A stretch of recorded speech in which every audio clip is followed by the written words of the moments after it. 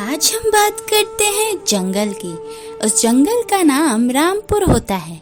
रामपुर में बहुत सारे पक्षी एक साथ रहते थे।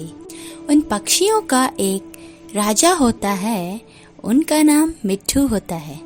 वह एक तोता था और वह हर महीने उस जंगल के चक्कर लगाता था।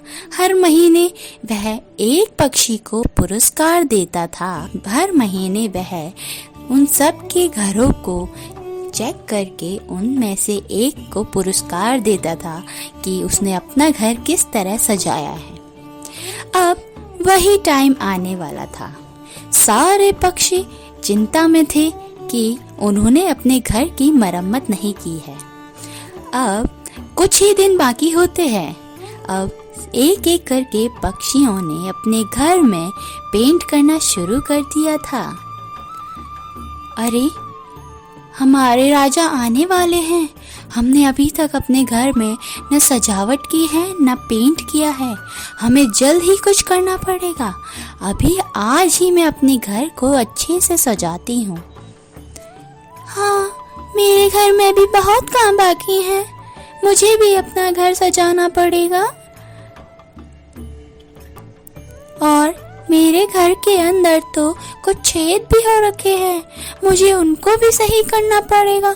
मैं एक दिन में तो नहीं कर पाऊंगी, पर मुझे 2 दिन में ये काम करना ही पड़ेगा। मेरा घर तो पहले से ही बहुत सुंदर है।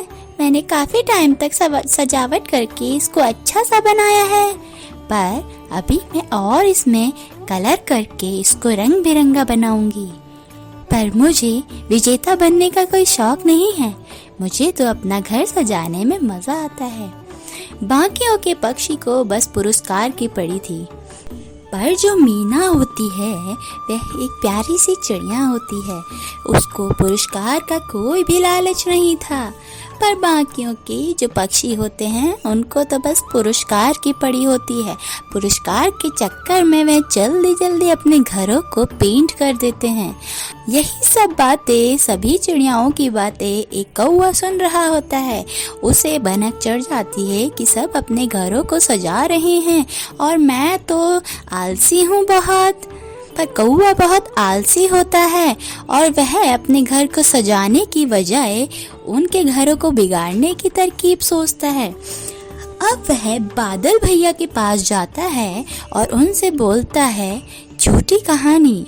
बादल भैया, हमारे गांव में आपने कई सालों से बरसात नहीं की है। क्या आप आज आके वहाँ बरसात कर सकते हैं? प्लीज, हमें पानी की सख्त जरूरत है। आपको आना ही पड़ेगा। बादल भैया तो बहुत दयालु थे। वह उसकी बात मानते हैं, पर इतने में एक उनका दूसरा दोस्त आता है। वह बोलता है, अरे बादल, चलो हमें जाना है। एक जंगल में आग लग रही है, वहाँ पे हमारी बहुत ज़रूरत है। हमें जल्दी से वहाँ पे बारिश करनी है। चलो। अरे, पर अभी कौवा बोल के गया है, रामपुर जंगल में कई दिनों से बारिश नहीं की है हमने। वहाँ पानी की ज़रूरत है, पर उससे ज़्यादा ज़रूरत अभी हमें जहाँ आग लगी है वहाँ की आग बुझानी है। चलो जल्दी से। फिर वह दोनों बादल किसी और गांव में आग बुझाने के लिए जाते हैं। उनको वहाँ बहुत टाइम लग जाता है और यहाँ कौवा बेचारा सुबह से शाम हो जाती है बादल का इंतज़ार करता रह जाता है।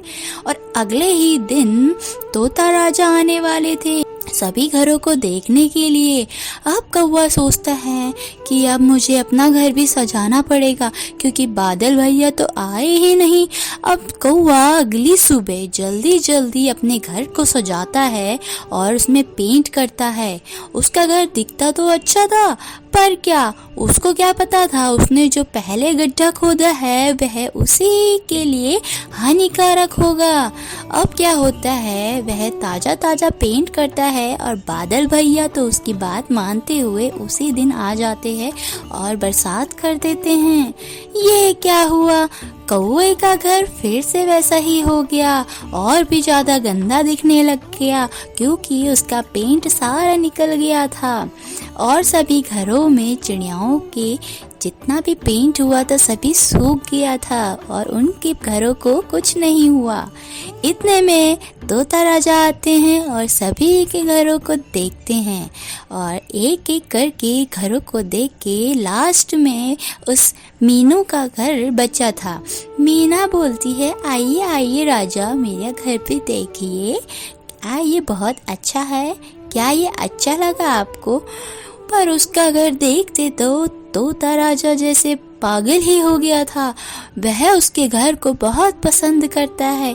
पर मीना बोलती है, नहीं राजा जी, मुझे पुरस्कार की कोई ज़रूरत नहीं है, मुझे तो अपना घर सजाना अच्छा लगता है। आप इनमें से किसी को पुरस्कार दे दीजिए, मुझे तो इसकी ज़रूरत ही नहीं है। पर तोता राजा का तो वसूल होता है, जो अच्छा है पुरस्कार उसी को मिलता है।